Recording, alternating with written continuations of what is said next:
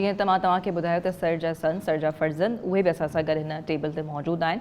सो तव्हांजी मुलाक़ात कराए था वठूं असां। हिन मूंखे असांखे जॉइन कयो आहे डॉक्टर असद, जेके Tharparkar medical institute and health sciences जा प्रोग्राम डायरेक्टर आहिनि ऐं गॾोगॾु वेठल आहिनि फ़ाहद साहब, जेके लंडन में तालीम हासिल करे रहिया आहिनि। So starting with U doctor Asad, सवेर असीं सर खां पुछियोसीं, उन्हनि त काफ़ी सुठियूं ॻाल्हियूं ॿुधायूं तव्हां ॿिन्ही जे बाबति। सो कहिड़े क़िस्म जो रिलेशन आहे तव्हांजे बाबा सां? छा वाक़ई में दोस्ताणे क़िस्म जो माहौल आहे? हर शइ ईज़िली तव्हां डिस्कस करे वठंदा आहियो? सियासत में अचण जो प्रेशर आहे या न? इहो मूंखे इन जो ज़रूरु जवाबु ॾिजो। बाबा साईं सां हमेशह सुठो रिलेशन रहियो आहे ऐं को बि हूंदी आहे ॻाल्हि बाबा साईं सां डिस्कशन कंदा आहियूं असां, ऐं कॾहिं बि असांखे को अहिड़ो प्रेशर कोन रहियो आहे। इवन हींअर बि मां हिते आहियां, सियासी बि अहिड़ो को प्रेशर कोन रहियो आहे। हिकिड़ो शौक़ु असांखे पाण खे बि आहे, ख़ानदानी लेगेसी बि आहे हिकिड़ी ॾाढा सिंह खां शौक़ु आहे तव्हांखे सियासत में अचण? सियासत में अचण जो बि शौक़ु हिकिड़ो आहे, गॾोगॾु माण्हुनि सां गॾु वञण जो, ख़ुशी गमी में उहो बि हिकिड़ो अलॻि असांखे सुठो लॻंदो आहे। पंहिंजे माण्हुनि वटि वञूं, पंहिंजी सुञाणप हुते बि करायूं, तव्हांजी जनरेशन हिकिड़ी हलंदी रहे अॻिते। सो मेडिकल जो शोबो तव्हां पाण चूज़ कयो हुयो या ख़ालिद साहब जी ख़्वाहिश हुई या त तव्हां डॉक्टर थियो? बाबा साईं बि ख़्वाहिश हुई, गॾोगॾु मुंहिंजो पंहिंजो बि हिकिड़ो शौक़ु हो मेडिकल। त सियासत में ईंदा या न तव्हां? सियासत में आहे, शौक़ु त आहे। मां हींअर बि बाबा साईं सां गॾु हिते म्यूनिसिपल कमेटी में काउंसलर आहियां। यानी तव्हां सिखो पिया? जी हा, बाबा साईं सां सिखां पियो। अच्छा, जी हा, ठीकु, सही।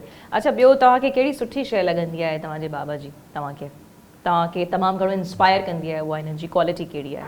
कहिड़ी हिननि जी क्वालिटी तव्हांखे तमामु घणो इंस्पायर करे? असां लाइ बाबा साईं रोल मॉडल ई आहे हिकिड़ो। हुन में माण्हुनि सां जीअं ॻाल्हाइणु, हर शइ मसइलनि खे जीअं हैंडल करणु।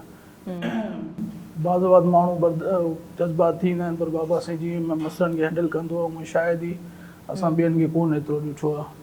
ऐं ॿियो हुनजे अलावा जेको असां सां हर ॻाल्हि शेयर कंदो आहे, कुझु बि मसइलो हूंदो आहे असांखे ॿुधाईंदा बाबा साईं। दिलि जो हवालो त ज़रूरु तव्हांखे ॾींदा हूंदा? जी हा, बिल्कुलु असां सां कंदा आहिनि बाबा साईं ॻाल्हियूं। ऐं कहिड़ी उहा शइ आहे जेका तव्हां चओ था त तव्हांजे बाबा खे बदिलाइणु घुरिजे?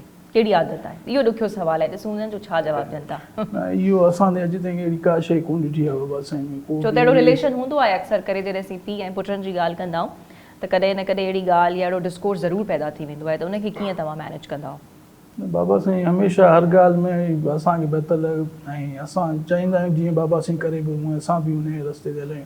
चलो, ऐं अॼु ताईं अहिड़ी का बि शइ कान ॾिठी आहे जो बाबा साईं चेंज करे, हर शइ हुन में ई। जी हा, चलो ज़बरदस्त। ख़ैर फ़ाहद साहब जी तरफ़ वधूं था, ॾिसूं था त उन्हनि जो छा चवणु आहे ऐं हू त उन्हनि जी तालीम बाबति बि ख़ैर पुछी वठूं था। तो थैंक यू डॉक्टर असद, तव्हां सां ॻाल्हाए करे तमामु सुठो लॻो। इनफैक्ट तव्हां पंहिंजे नाज़रीन खे बि असीं ॿुधाईंदा हलूं त असांखे तव्हांजे इंस्टीट्यूट में बि शो करिणो आहे, अॼु जो नौजवान तव्हांजे स्टूडेंट्स सां इंटरेक्ट करणु वञूं था, जेके बि मेडिकल सां तालुक़ु रखनि था। So look forward to that, इंशाल्लाह उहो बि असीं करे था वठूं। ऐं